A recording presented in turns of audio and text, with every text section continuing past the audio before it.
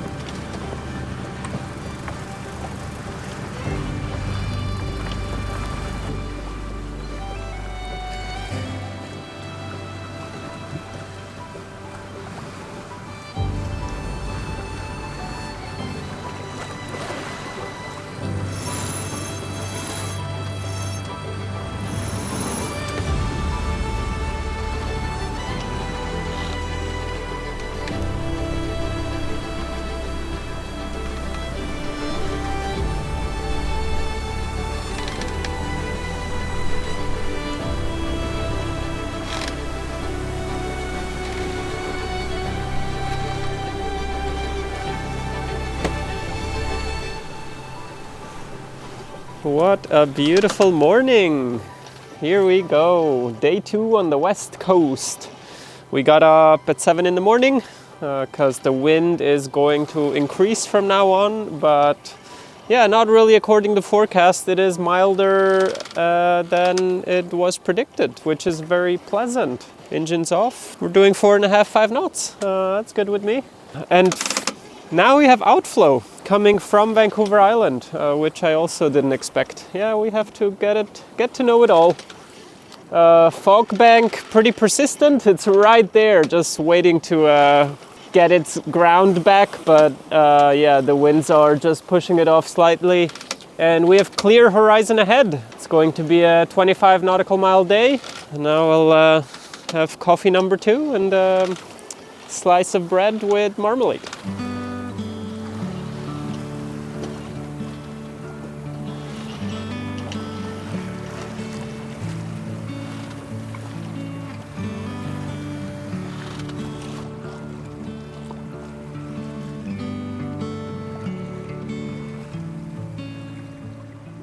We are sailing towards Quatsino Sound, an inlet that journeys deep into the remote northern end of Vancouver Island. There are many inlets which cut into this west coast, and we don't have time to explore them all, so we had to choose. And Quatsino Sound made a strong case for itself. There are some interesting rivers that we want to explore, and plus at the very end of the inlet is Vancouver Island's most remote pub. That sealed the deal, so we sailed downwind towards Winter Harbor, a small outpost at the mouth of Quatsino Sound.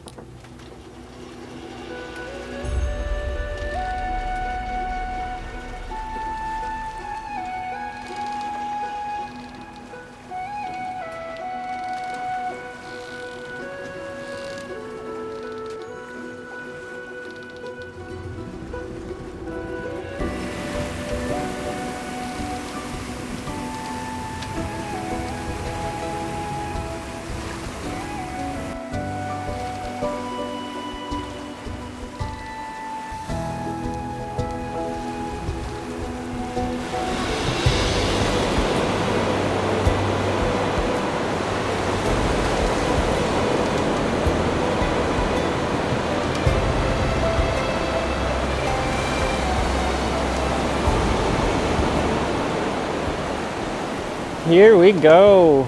Not quite enough sail at first, a little too much sail a little after. But yeah, 5 nautical miles to go on the ocean leg, and then it's still 5 nautical miles kind of in the inlet portion if we are indeed going to Winter Harbor, but maybe laundry and seeing what provisions they have is not a bad idea. And we just jibed, headed straight for the inlet's entrance. It was quite exhilarating to surf some waves. Right now I rolled up the Yankee just to take it at a more relaxed pace. We're doing 6 knots now. We were doing 7, touching 8.5 on some surfs, which was exciting. Yeah, beautiful day. I'm glad we have visibility, no fog, and sunshine.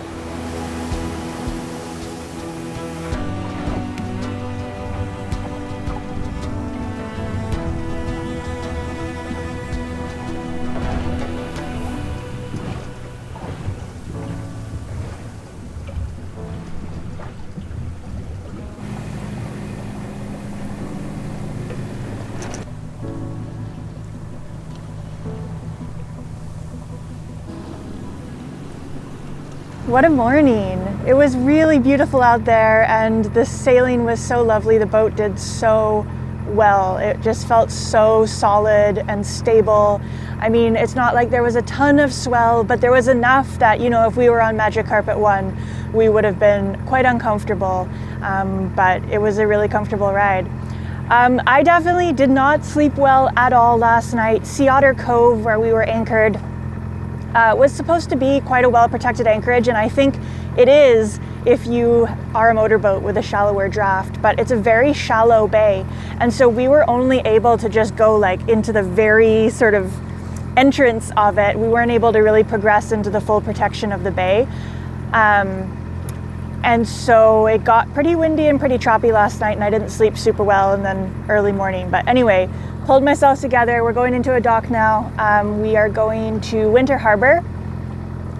We have not done any provisioning for about a month, and I'm actually really proud of our provisioning that we did in Port Hardy. That was the last time we got groceries. We've been eating really well, super fresh. We've still got cabbage. We've still got, you know, like lots of onions, garlics, apples, a few carrots in the fridge. So we haven't been suffering, but I'm really excited to see what they have. I don't think it's like a massive provisioning spot. You know, I don't even think there's very much in the way of fresh produce, but it'll still be nice to peruse the store and fill in any gaps in our pantry at this point. And laundry. We also haven't done laundry in a month, so that'll also be good.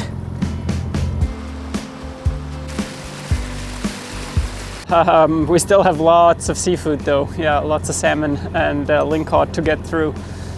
But yeah, Winter Harbor, I think now it's mostly a fishing destination. Yeah, I see traffic all the time, fishing boats going in and out here of Quatsino Sound. Yeah, I'm excited to see it.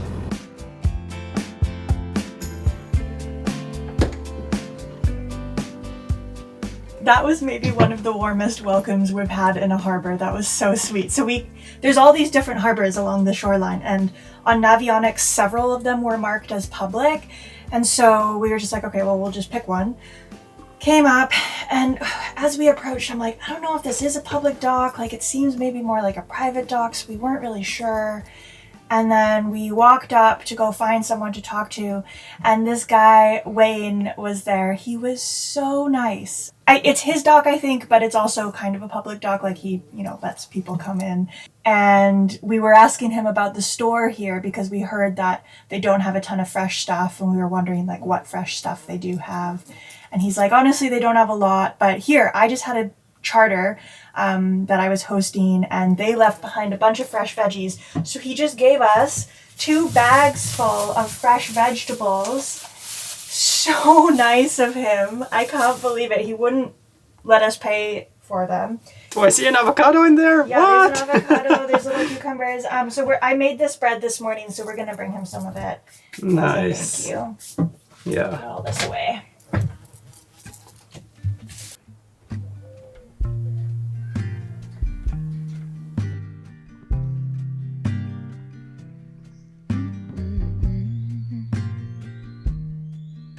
It's not easy to get to Winter Harbor by land. It's pretty far from any major town, and the only way in is via a long dirt road. But this also gives it a lot of character. We walked alongside the waterfront boardwalk in the evening, where signs of the past existed alongside the present.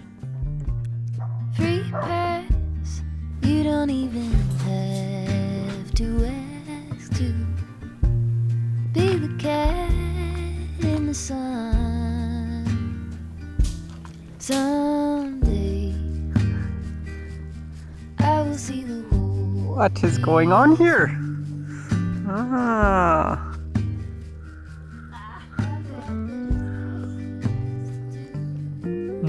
those are good ones. This is how much I love you. Wow. Thank you.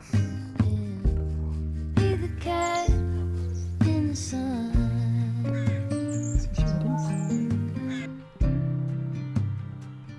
Be the cat in the sun.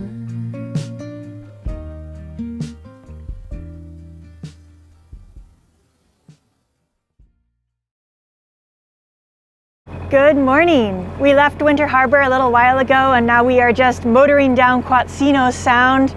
Not really any wind out here, so I haven't been filming a lot yet, but I think where we're going tonight is going to be really interesting. We are headed towards Varney Bay, and Varney Bay is sort of just after a very narrow tidal pass that we will have to go through. The tidal pass is at 4:30 in the afternoon, or that's when slack water is, so that's the safe time for us to be going through the tidal pass. Varney Bay looks really interesting. There's apparently like a river with a canyon that you can kayak or row up at high water. So we're going through at high slack, so once we set the hook, there's hopefully going to be enough water for us to go explore the river a little bit.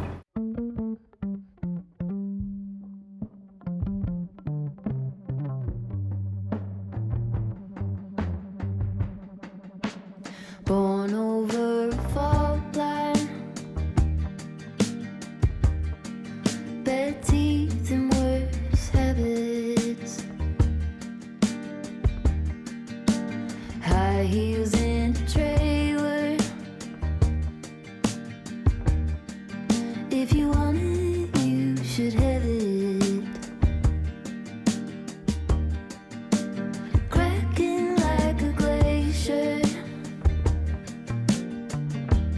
Any semblance of restraint. Simple observations of a tired out complaint. All right, we have just entered into the narrower part of the channel. So the real rapids are right at the end of this channel, still 2 nautical miles away, but we're already seeing some current. We're about an hour early for slack tide, so we're sort of just gonna slowly putz along. Aladino might do some jigging, and then when the time comes, we'll continue heading up the channel. We are very much in Vancouver Island now, which is kind of neat. Amplifier washes, glass up in the sand, panning through the static for the sound of the friend. Underneath the bleachers, on the fringes of the game. Ah, well done, Captain. Well, that was very uneventful, which is good for passes. Yeah, still actually a couple of minutes early, but I didn't notice hardly any current. And we are going to tuck around this island though into Varney Bay. Let's go have a look at this marble river.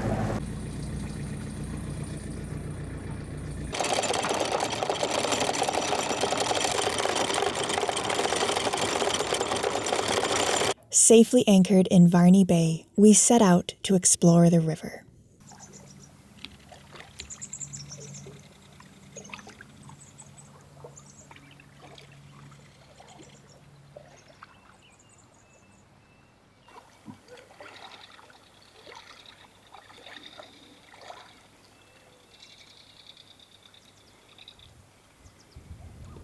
Struggling upriver like a salmon?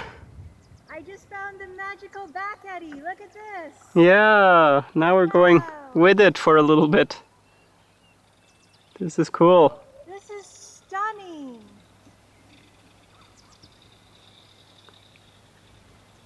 It's shallow though. I can see at low tide this is all going to dry out. Ooh, there's the seals. They like the salmon too. Hey, there's seals again. You know what I noticed? Is there's been very few seals since being on the west coast. It's all been sea otters. Yeah, that's right. But now we're sort of inland a little bit again. Yeah.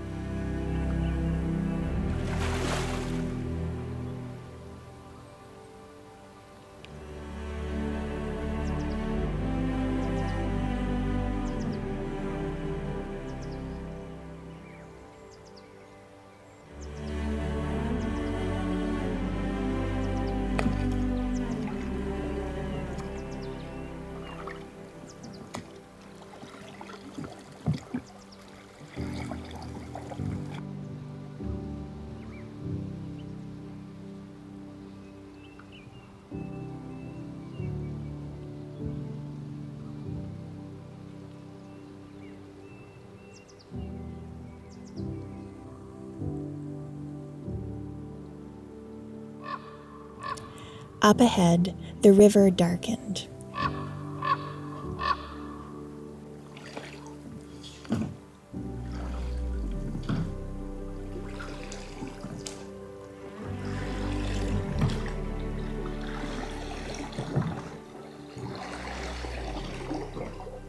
Our eyes had to adjust to the shadows, and when they did, we realized that we were not alone. Seals lounged on the dark cliff faces, staring us down.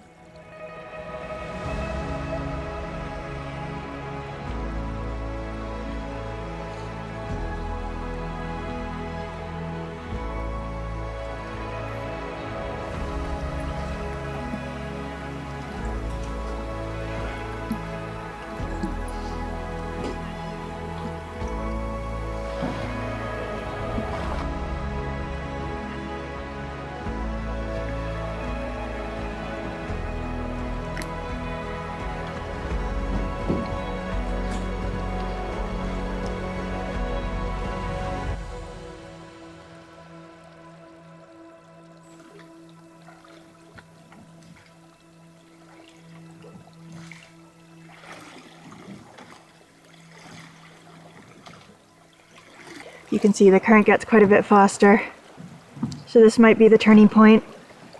It's going to be a fun ride downstream. We barely will have to do anything. What is around the next corner? I know. It's also getting shallow, which is hard with yours. Yeah.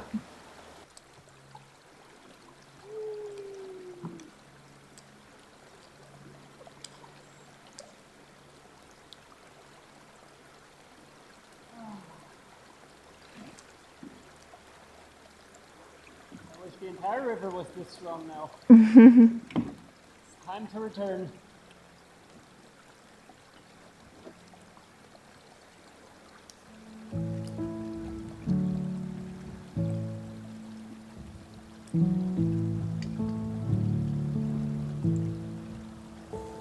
I'm hushing the dog on the chain.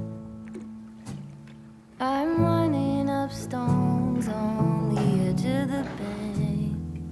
Rally the troops for another refrain.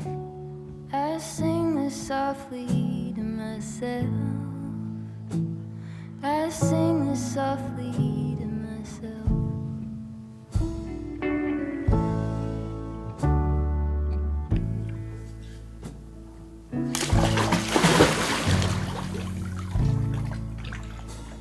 I'm buried beneath the sand. There's no way to speak or reach out my hand. Watching the paper slowly unfold. Bracing for news that I can't bear to hold. While I'm singing this song to myself. I sing this softly. All around us, the world shimmered. The water caught the evening light, the trees overhead gently stirred, and we floated effortlessly back towards our floating home.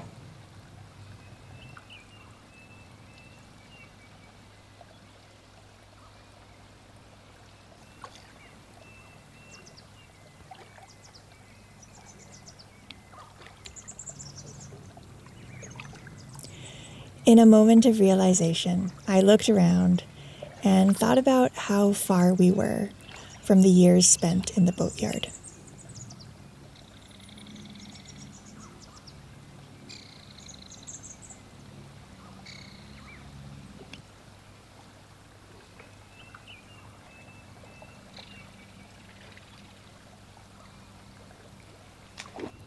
I know you've seen this shot before, at the start of this video, at the end of last video, but I'm going to use it again because it is one of my favorite shots of the entire season. To me, it so perfectly captures the feeling of being here. The peace, the beauty, the comfort of coming home in unfamiliar places.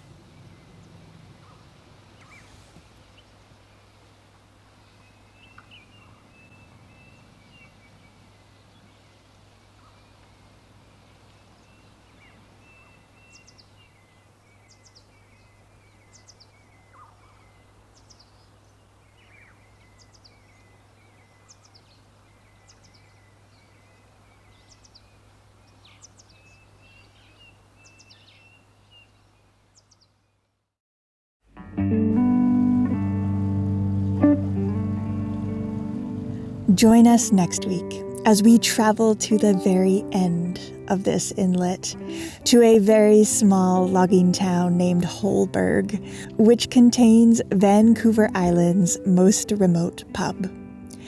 And then we have to journey all the way out. We have traveled very far into the inner reaches of Vancouver Island, but we must once again reach the coast and continue our southbound voyage. But the journey in is never the same as the journey out.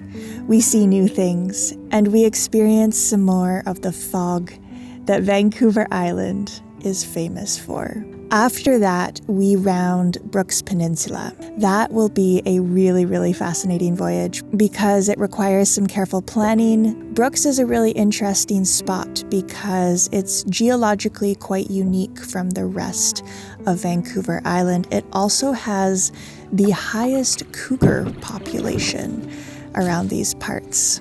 That is all still to come. Thank you so much for being here. Thank you so much for watching. As always, it is my absolute pleasure to get to make these videos every week. And thank you for allowing me to do that. An extra big thank you to all of the names now appearing on screen for going above and beyond to make sure that Magic Carpet keeps being produced every single week. We are so grateful for your support. A big thank you to all of our patrons, without whom these episodes wouldn't be possible. Patron is what keeps this channel alive. We are really proud to say that we are 100% audience funded, which means that we are not beholden to corporate sponsorships. We don't have to interrupt the video to read you ads, and I feel really grateful and really fortunate to be in that position. It's something that we have curated slowly over the years by saying no to ad reads and all of that. And yeah, thank you for allowing this to happen. If you would like to join Patreon for as little as $2 a month, you can do so. The link is in the description. And in return, we publish real-time updates on Patreon that are never published anywhere else. They are Patreon exclusive. So if you're curious what's happening in real time, that's the place to go. Okay, with that, huge thank you for watching and being here, everyone. As always, we will see you in the next episode.